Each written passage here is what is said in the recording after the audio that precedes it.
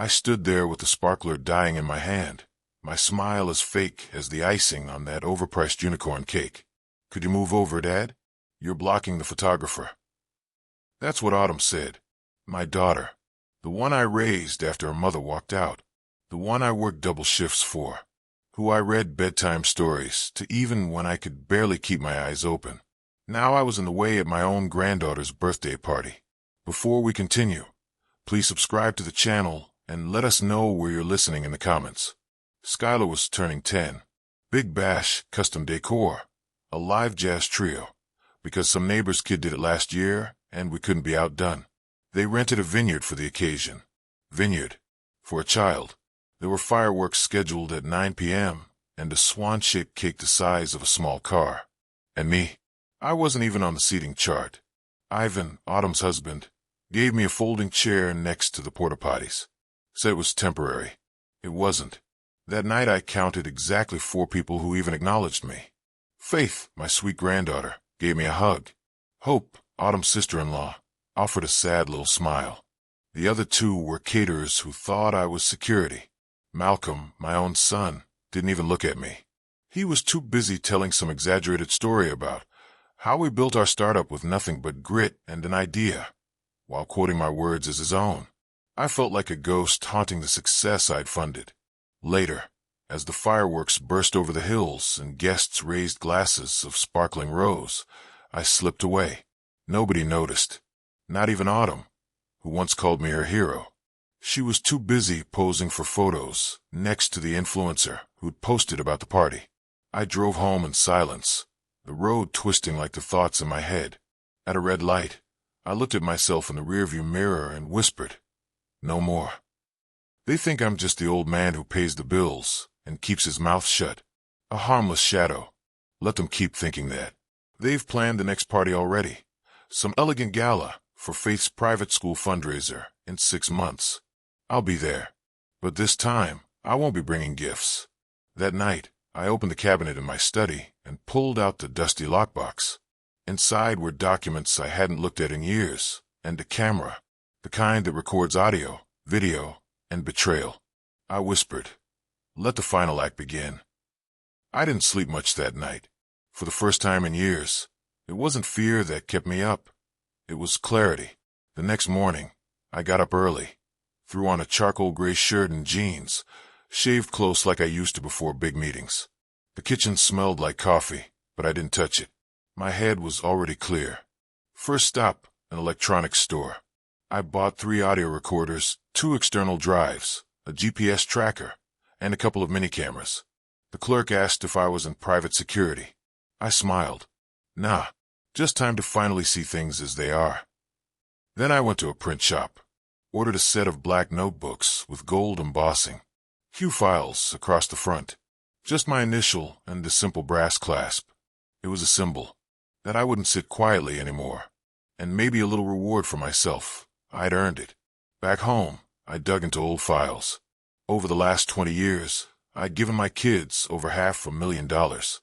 Loans, gifts, tuition, debt bailouts. I found every receipt, every transfer. Even a voicemail from 10 years ago where Autumn begged me to mortgage a piece of land to help save the business. She was crying. Her voice cracked. Back then, I said yes. Now I listened to it with cold eyes. By evening, I had my first dossier. Autumn recipient.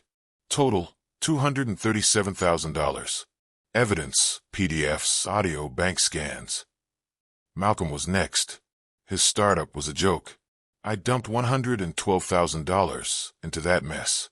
He promised to pay me back as soon as investors come in. They did. But the money didn't come back to me. It went into his brand new Porsche. I tracked, watched, and recorded. Within a week, I tapped Autumn's Wi-Fi. Still remembered her router login. I planted a camera in her office, posing as a delivery guy. Malcolm.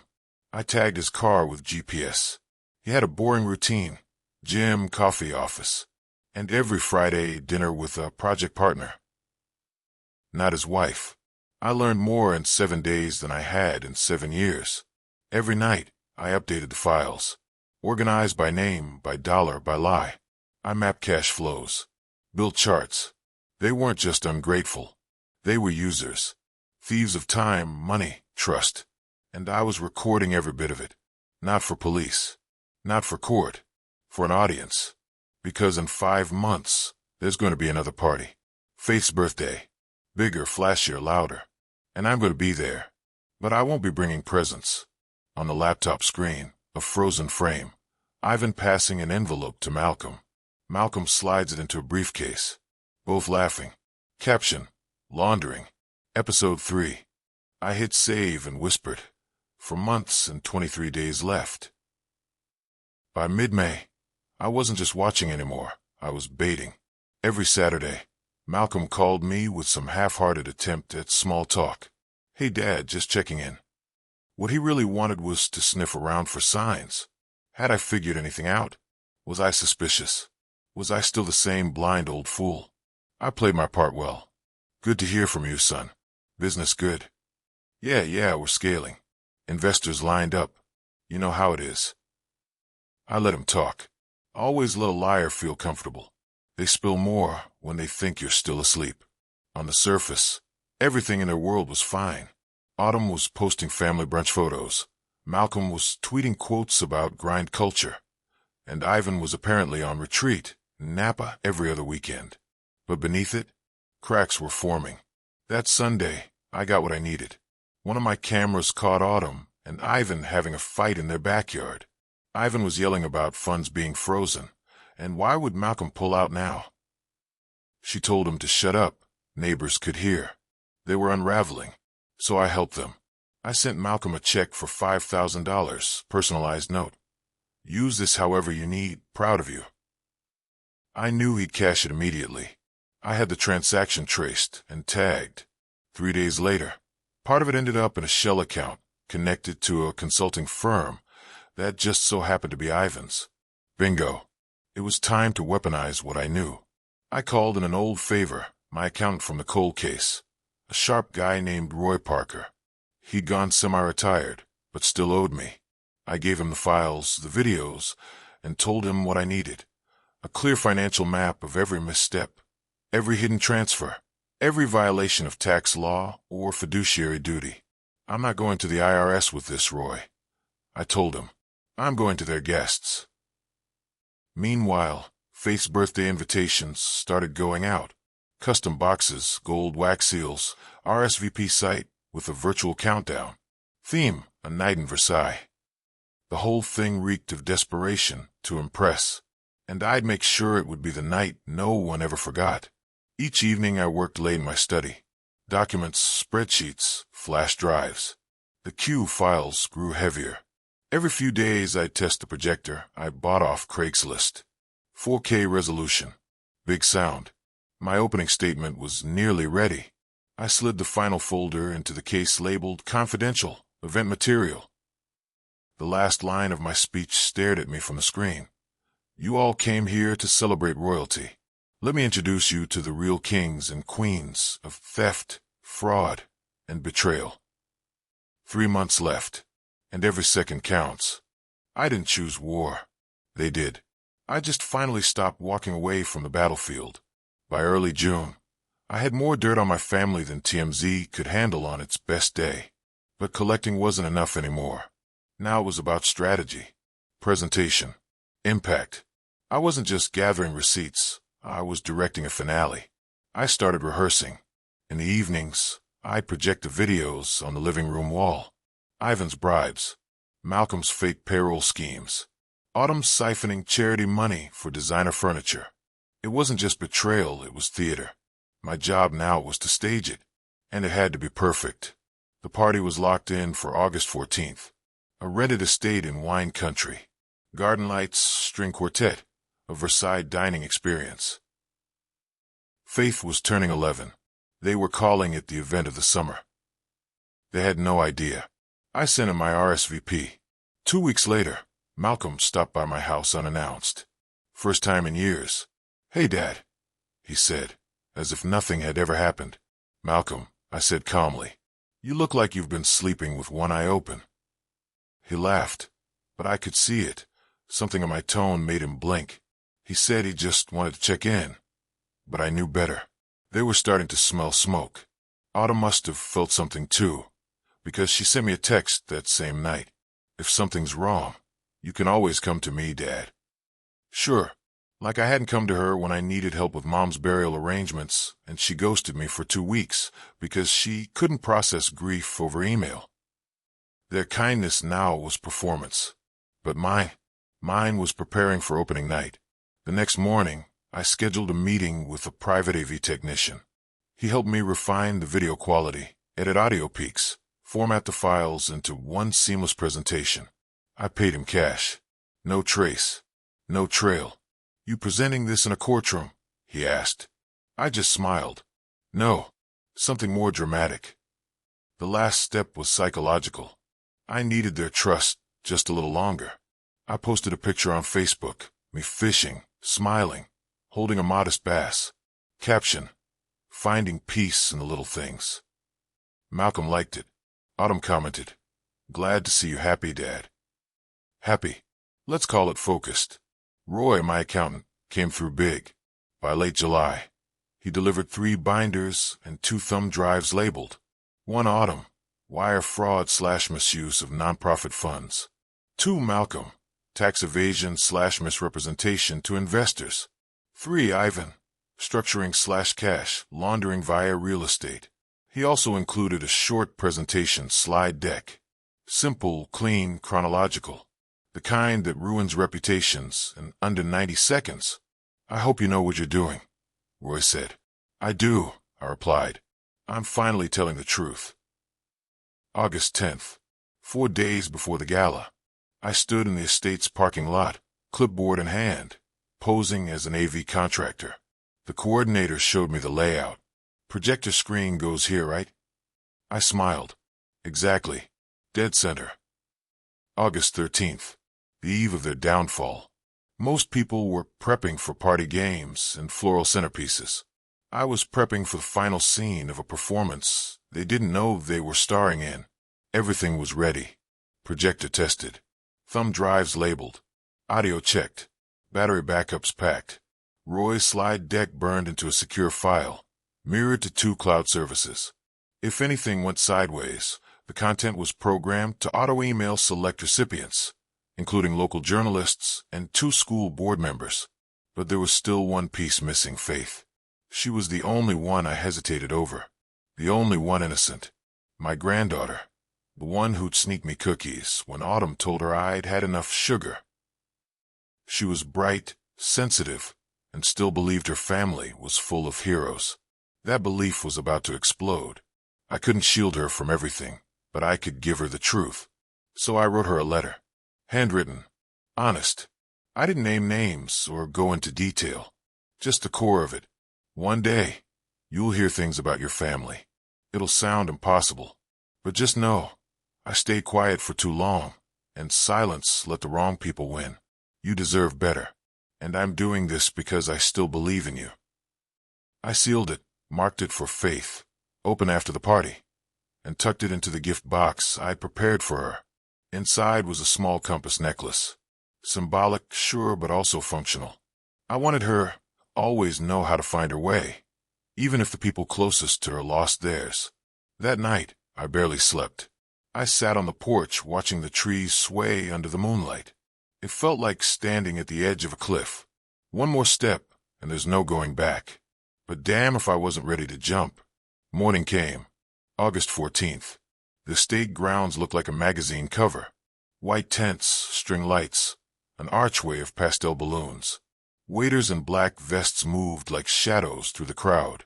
Everyone was dressed like they'd just stepped out of Versailles cosplay. I walked in wearing a dark suit, modest but sharp. A few guests blinked in recognition. Some nodded. Malcolm gave me a half-wave. Autumn smiled like everything was fine. Of course they did. I shook hands, made polite conversation, pretended to admire the table centerpieces. The show had to go on. The main presentation was scheduled for 8 p.m., a video montage of Faith's life, followed by speeches. They even built a raised platform near the vineyard fence for a family toast. I was invited to speak second to last, right before Ivan. I almost laughed.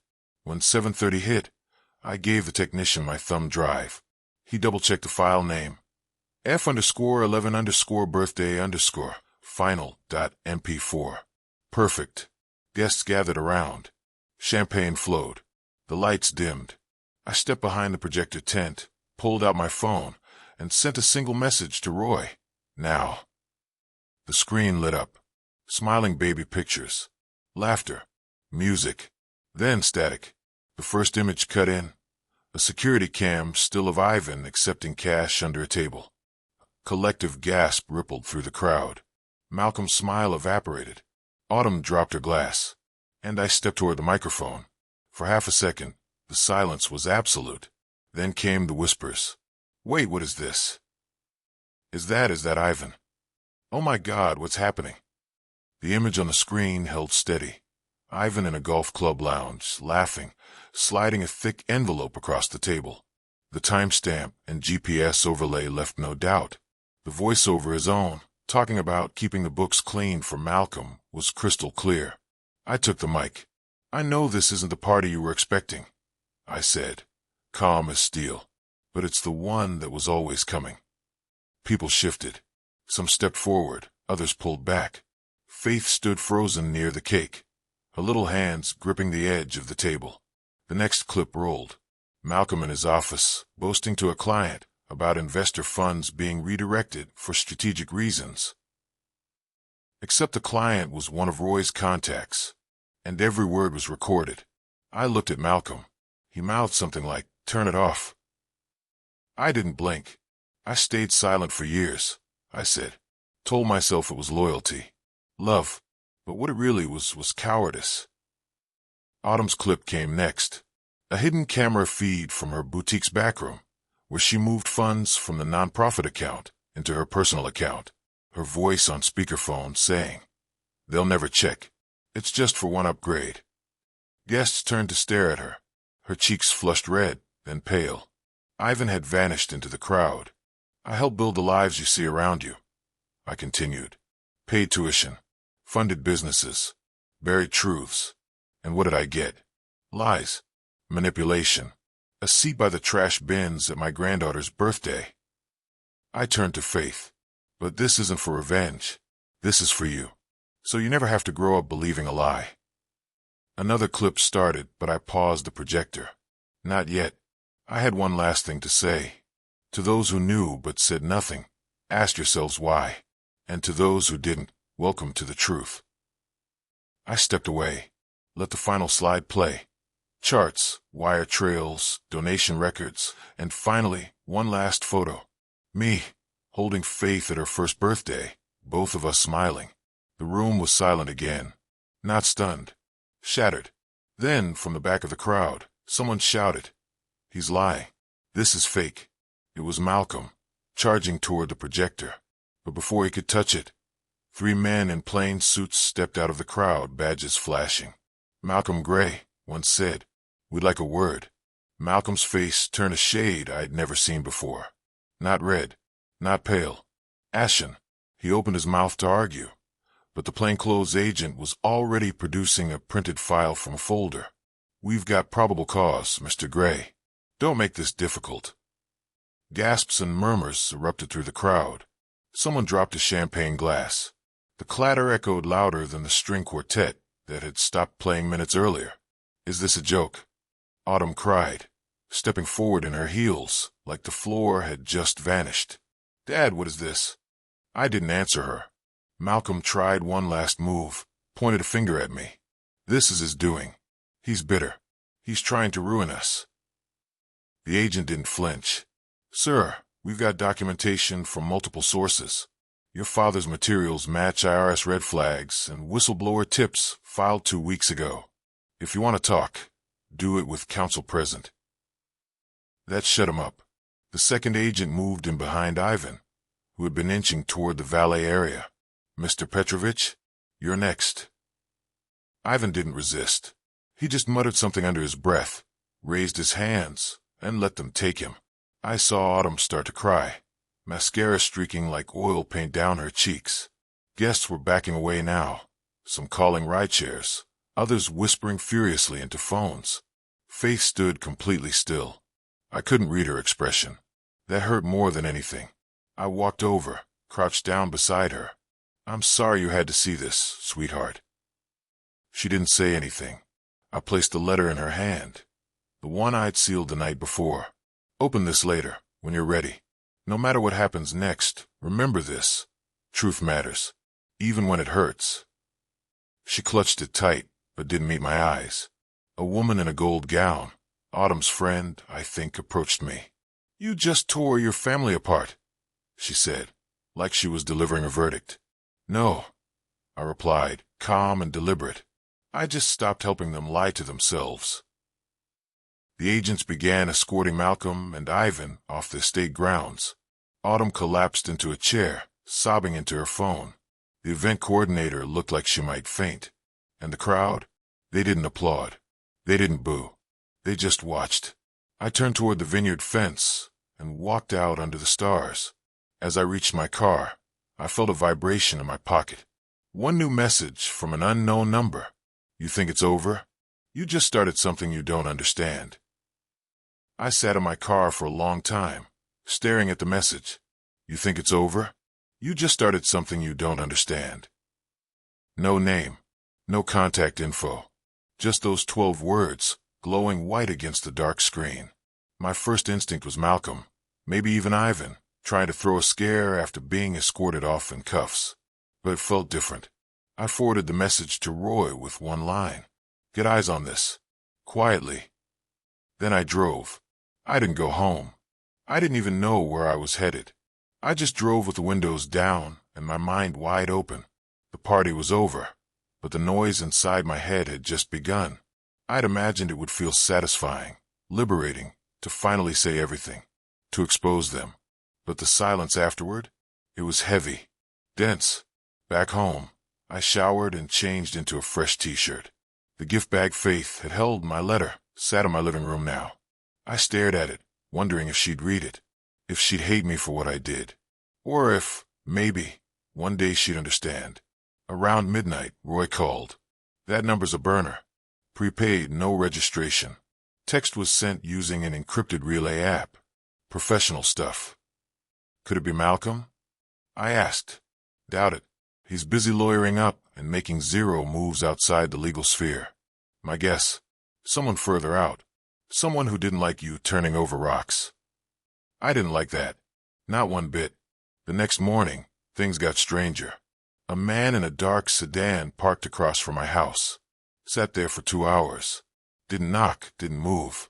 I stepped out once to get the mail. He didn't flinch. Just kept pretending to scroll his phone. I called Roy again. You're being watched, he confirmed, but not by the authorities. I'd suggest you start documenting everything. Every car, every shadow. So I did.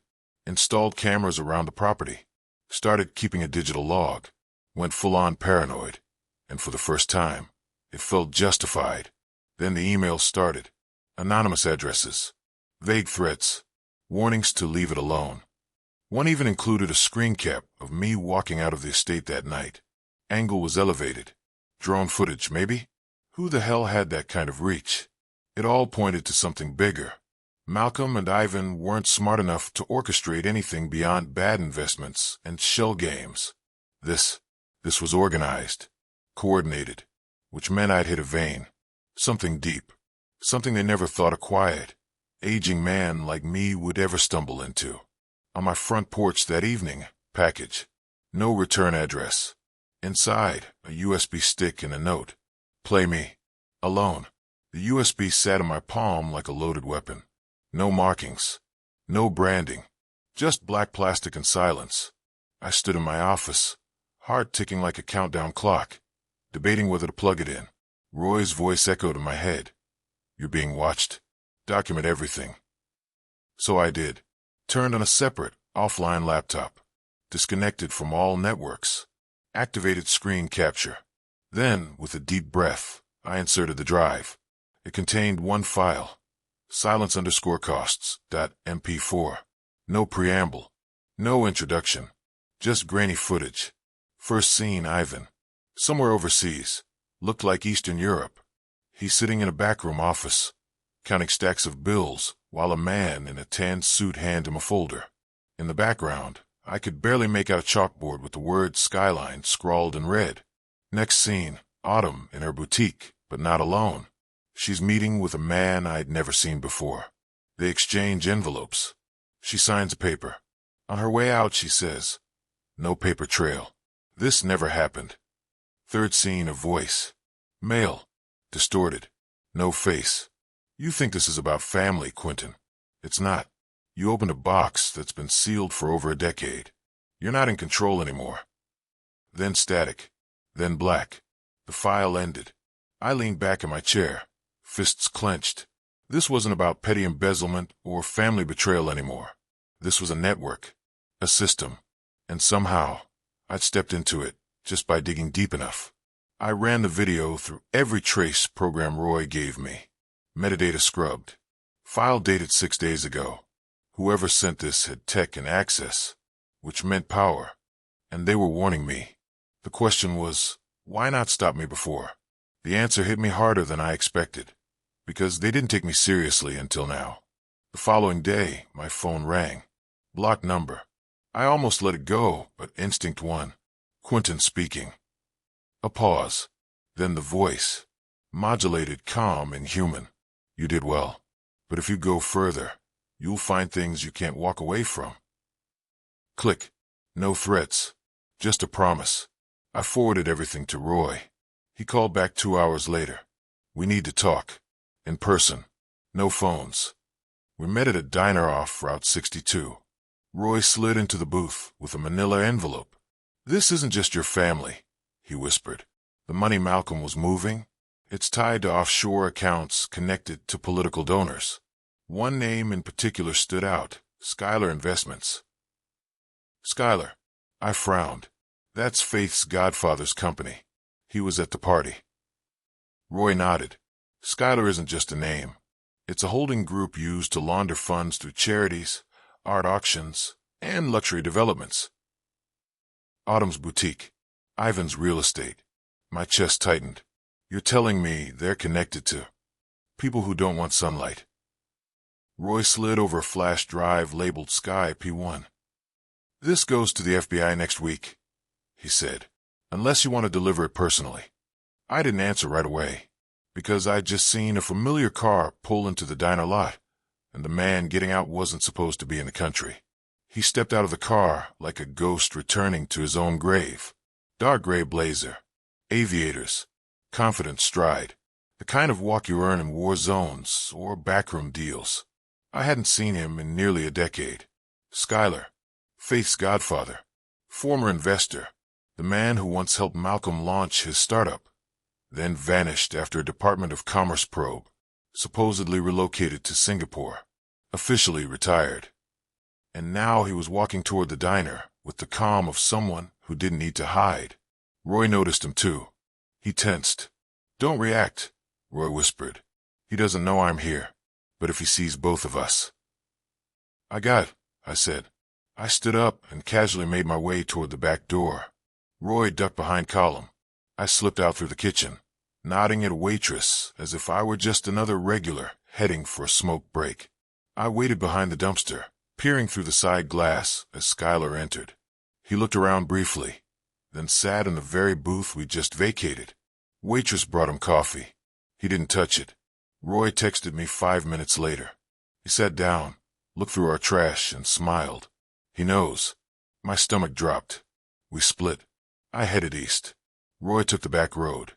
We regrouped 2 hours later at a hardware store parking lot. "He's tracking us," Roy said. "Or tracking that flash drive." "Then we dump it," I offered. "No," he shook his head. "Now we make it public." The next 48 hours were a blur. We compiled everything into a package: documents, video files, diagrams showing the connections: Malcolm, Ivan, Autumn, Skylar Investments, the overseas wire loops. We created a private online archive, password protected, sent access to 4 reporters, 2 watchdog NGOs, and 1 old Navy buddy of mine who worked cybercrime in D.C. The story was ready. And then silence. No pushback. No arrests. No headlines. Something was wrong. On the third day, Roy called in a panic. They pulled it all down. The servers, the backups, even the cloud versions. Whoever they are, they've got teeth. You backed up to cold storage?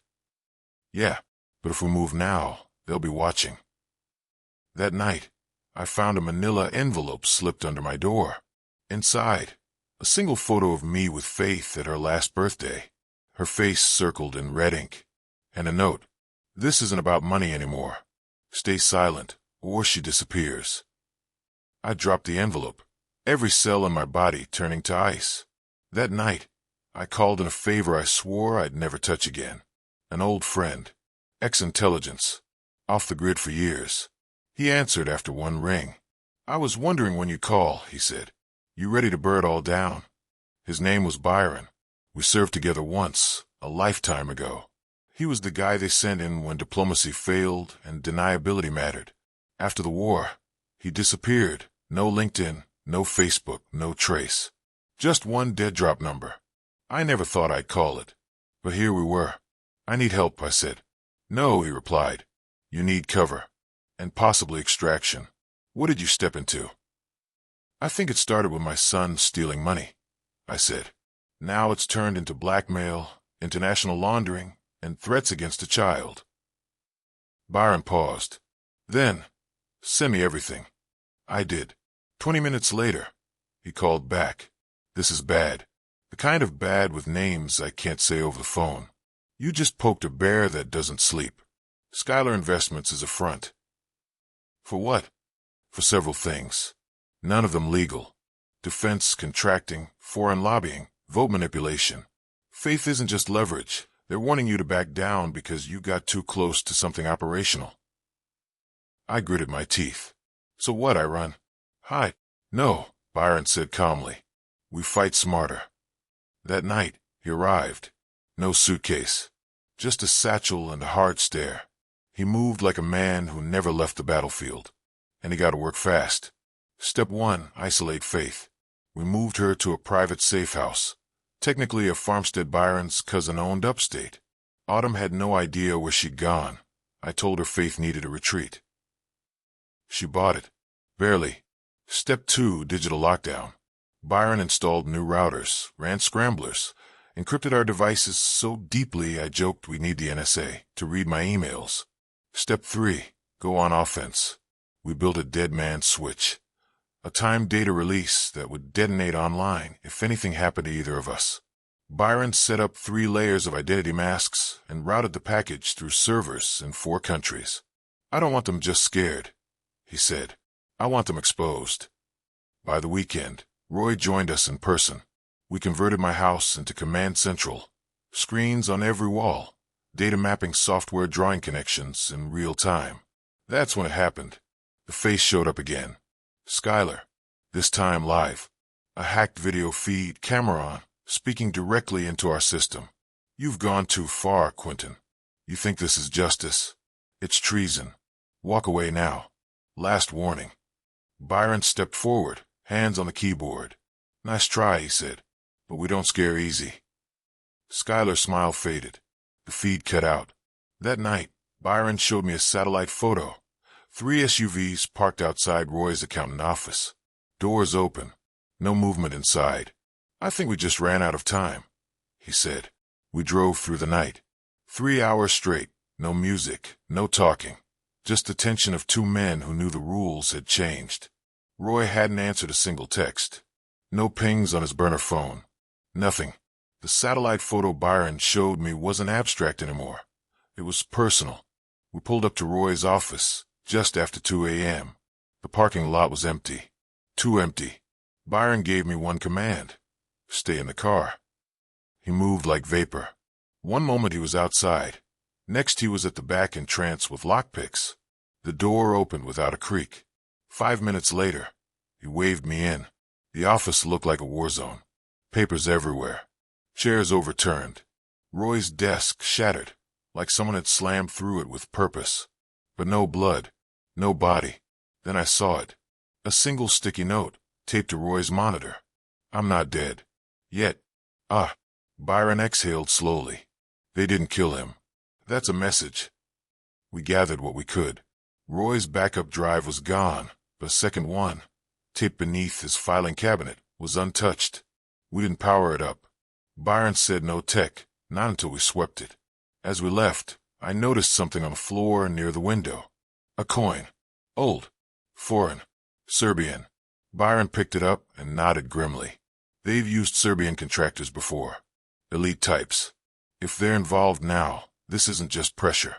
It's a message to people like us. We can reach anyone. Back at my house, we locked down everything. Even the fridge had a jammer on it. Byron started decoding the files from Roy's second drive. We found stunned us both. Skylar Investments wasn't just a shell, it was a tunnel. A pipeline. They moved money through children's charities, disaster relief funds, even veteran support networks. Every dollar laundered through these causes ended up fueling black projects, rogue surveillance, political coercion, international hits. My son Malcolm had no idea what he'd walked into. Autumn. Maybe she knew more than she let on. The donations from her boutique. A cover. A perfect front for laundering. Faith's birthday party wasn't just a social event. It was a celebration for shareholders. Hidden power brokers cloaked in family photos and glittering lights. And I had pulled the curtain. We were sitting in the eye of a storm I'd started. But now it was coming full circle. Byron looked at me. This isn't about revenge anymore. This is about exposure. Then let's finish it, I said. The following morning, Byron received a flash call, one ring, then gone. He looked at me, jaw tight. That was our cue, he said. They've taken Roy. We've got 72 hours to release everything, or he disappears forever. 72 hours. That's all we had. Not to negotiate, not to escape, to finish this. Byron didn't waste a second. He activated Protocol Delta, his term for full-scale distribution. No more hiding files. No more selective sharing. The entire cache, Skylar's laundering network, video evidence, financial trails, would be uploaded to a blockchain-locked data bomb. Immutable, untraceable, irreversible. Once triggered, would flood dozens of whistleblower platforms, foreign investigative agencies, independent journalists, and one backdoor into a U.S. Senate oversight server Byron had kept in his pocket just in case. We chose the time, 11 a.m., 3 days from now. But there was one thing I hadn't done. Tell Faith. She was still in the safe house, guarded, watched secure, but I hadn't spoken to her since the party. She hadn't opened the letter. I knew it. Byron said to leave it be. She's a kid. Don't pull her in further. But she was already in. So I called. She answered after the third ring. Her voice, quiet, worn. Grandpa. Hi, sweetheart. Long pause. Why did you do all that? I breathed in deep. Because they were hurting people, and no one else would stop them. Silence. Then, Mom said you're dangerous. I'm dangerous to liars, Faith. That's true. Another pause. Then something shifted. I read your letter, she said. I think I understand. Tears welled in my eyes, but I held steady. You're brave, and I'm proud of you. We hung up. I sat there in silence for a while. That call gave me clarity. This wasn't about revenge anymore, or exposure, or even Roy. This was legacy. The next day, Byron brought news. We have a lead on Roy. A thermal ping matched his profile. Old cold storage building outside Reno. But if we move now, we might lose our window to launch the files. Then we split up, I said. Byron raised a brow. You go get Roy, I told him. I finished this. It took some convincing, but he agreed. We shook hands, solid, silent, no promises. Just respect. I spent the next 12 hours prepping final redundancies. Set the data bomb's timer. Cleared my accounts. Burned hard drives. Wrote a second letter for Faith. One for after everything was public. Not about the crimes. About the truth. And then, just before dawn, my phone lit up again. Block number. Text only. You've made your choice. You'll watch them pay for it. Attached a live photo. Faith sleeping in bed. I froze, staring at the screen. I had changed her location 3 days ago. Only 4 people knew. Which meant We had a traitor, and the countdown was still ticking. The image of Faith sleeping burned into my vision, like a scar I couldn't blink away. They had found her, which meant we had a leak, or a shadow we hadn't seen. My hands trembled as I grabbed the emergency sat phone Byron had left me. 2 clicks, a scrambled tone, then his voice. "Talk to me." "They found Faith. I don't know how. I changed the safe house last week." Silence. Then, "I'll reroute the acid guarding her. You stay put." But I couldn't. I grabbed my coat, the burner phone, and the backup drive still sealed in anti-static wrap. Faith wasn't just leverage anymore. She was the line, and they just crossed it. I hit the highway, engine roaring. 2 hours to the safe house. Every minute ticked like a fuse. Halfway there, Byron called again. "Roy's alive. We got him. But there's bad news. He overheard something before they moved him." "What?" "Skylar's planning a kill switch broadcast. They're prepping their version of the story. If we don't beat them to the upload, the narrative turns us into criminals, not whistleblowers." "So we're racing propaganda now." "Yep. Deadline's tighter than we thought. They'll drop at 10:55. I checked the dashboard clock. 6:17 a.m. I stepped on the gas. When I arrived at the safe house, it looked undisturbed. No broken windows, no tire tracks. Still, I approached like a soldier, quiet, fast, alert. Inside, the house was silent. Then I heard it. Faith's voice. Soft. Singing. She was fine. I almost collapsed. The guard, Hope, Byron's cousin, met me at the kitchen. Her face was pale. Someone slipped a drone past the West Tree Lane last night. We didn't see it until the photo hit your phone. Which means they wanted me to know they could find her. I said. She nodded. It was a warning. Well, they got my attention. I sat down at the kitchen table and opened the backup drive. I rechecked everything, file integrity, timestamps, digital watermarking. The truth was still there, untouched. Then I looked at Faith. "Sweetheart," I said gently, "do you remember how we used to play that game about secret codes?" She smiled. "Yeah, the one where you hide the message in a story." "Exactly," I said. "Well, Grandpa's about to tell the biggest story he's ever told." At 9:41 a.m., I hit the road again. This time headed toward a private relay tower Roy had access to, far from standard internet points, impossible to intercept in time. The countdown was brutal. 10:22, 10:31. Every minute, I imagined Skylar pacing in some glass office, his team prepping their alternate version with flashy graphics and legalese. But I was first. 10:47 a.m. I reached the tower, plugged in the drive, entered the final key phrase. Let the world decide. I hit upload. Behind me, tires screeched. 2 black SUVs pulling in fast. And no Byron in sight. The sound of those tires was primal. Panic slammed into my chest like a hammer. 2 black SUVs, moving fast, one cutting across the gravel to block the road behind me. Men stepped out in black tactical gear, unmarked, no insignias. Not cops. Not feds. Private. The upload was still running, 87%. The bar crept forward like it knew it was being hunted. I backed away from the console, slow and deliberate, hands raised. The first man approached. Cold eyes. No expression. "You Quentin Hale?" I didn't answer. He already knew. "You need to come with us." Now, I looked past him, toward the calm tower. If I stalled just long enough. "Who sent you?" I asked. "Skylar."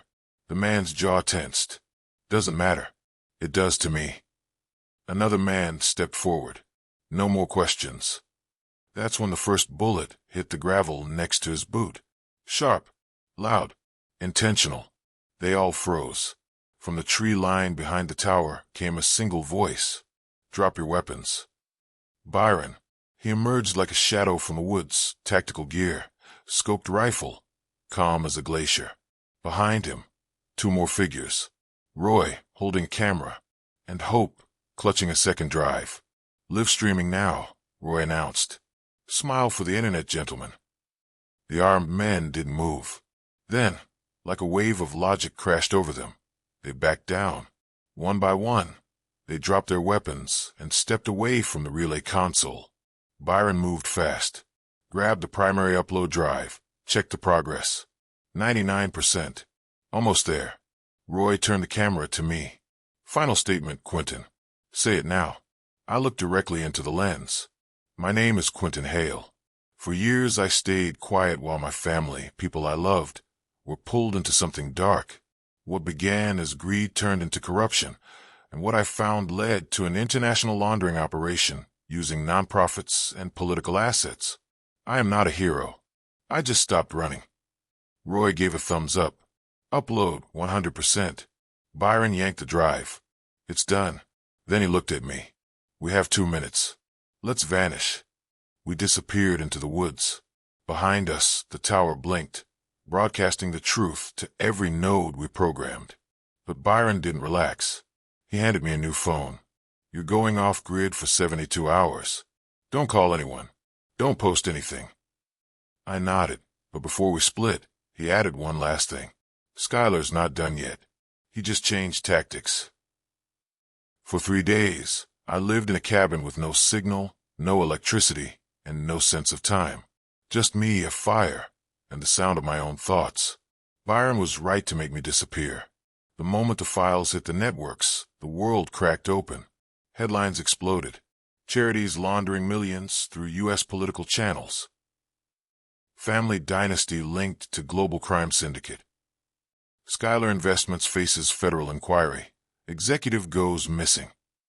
They never mentioned my name directly, but the recordings did. My voice, my files, my evidence. Autumn resigned from every board within 24 hours. Malcolm disappeared. His company issued a temporary leave statement.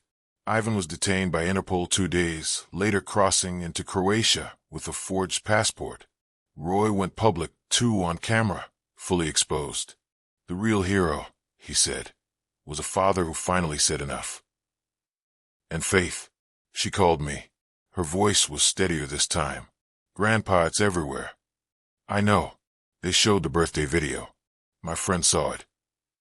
I'm sorry you were dragged into it. She was quiet then. No, I'm proud of you. I broke then. Just a little. After 72 hours, I returned to the world. Not to fame, not to parades, but to quiet. No more watchers across the street. No more anonymous threats. Skylar hadn't been seen since the broadcast. Rumors said he'd boarded a private jet to a country with no extradition. Byron said not to worry. Guys like him don't sleep well once they're exposed. He'll be hunted now. Not you. We burned the last of the backup drives together. Watched them melt in the fire. Like ghosts we were finally ready to bury. Then Byron handed me a small box. What's this? He smiled. A legacy. Inside was a simple plaque. Quentin Hale, he didn't stay silent. It wasn't flashy, but it felt right. 2 weeks later, I sat at a park bench with Faith. We skipped stones across a pond, said nothing for a while. Then she pulled out something from her pocket. My letter. The original one. I read it again, she said. The part where you said silence helps the wrong people win. I nodded. I think I want to write about it someday. You should, I said. Truth's not a weapon. It's a light. That night, I got one last message. No threats. No photos. Just 3 words. Well played, Quentin. And this time, I didn't flinch. If you like this story, please like this video. Subscribe to the channel and share your impressions of this story in the comments. To listen to the next story, click on the box on the right.